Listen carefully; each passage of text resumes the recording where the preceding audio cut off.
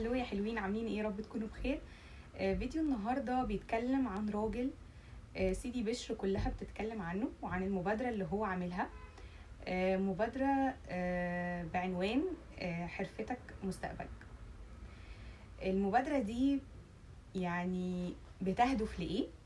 بتهدف إلى إن الراجل ده بمنتهى البساطة صاحب صالون حلاقة اسمه محمود صبحي في سيدي بشر. الراجل ده قال انا هخصص يوم في وسط الاسبوع للي عايز يتعلم حرفة الحلاقة بمنتهى البساطة.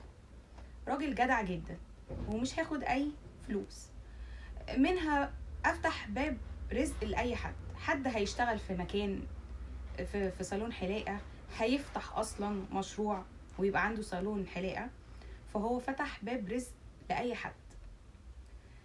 فكرة ان حد يعلم في زماننا ده صنعته لحد، والناس بقت بتخاف وكأننا هناكل رزق بعض، مع ان هو كل واحد مكتوب له رزقه في كل حاجة هو بيعملها. مكتوب لنا رزق في جوازنا، في شغلنا مع اهلنا، في كل حاجة مكتوب لنا رزق محدش بياخده. ففي الزمن اللي احنا فيه ده بجد حاجة حلوة، حاجة تشرح القلب حقيقي، يعني فعلا يعني راجل جدع جدا. ومن هنا ابتدى يكلم اصحاب المحلات اللي جنبه صيانة الموبايلات، ويقترح عليهم الفكرة ان هم برضو يخصصوا يوم ان هم يعرفوا صيانة الموبايلات دي لحد ما يفتح بقى محل، يروح يشتغل في محل عند حد بس يبقى فاهم صيانة الموبايلات. ومن هنا ابتدى برضو يكلم شوية بنات بيعرفوا ان هم يطرزوا ويعرفوا يصلحوا الملابس. ابتدى الموضوع ينتشر، وابتدى يكلم نجارين وهكذا وهكذا وهكذا في كل المجالات تقريبا. ابتدى ينشر الفكرة. فنيجي بقى للجزء التاني، وهو المكان بقى اللي هيعلموا فيه الناس. جم يحجزوا في مكان فيه قاعات. فلما صاحب القاعات عرف ان الموضوع خير ومش جاي منه اي ربح، فقال لهم لا، القاعات كده من غير فلوس، انا كمان عايز اعمل حاجة لوجه الله. فشفت انت سعيت للخير، فتلاقي كل اللي حواليك ابتدوا ان هما كمان بيسعوا لنفس الخير.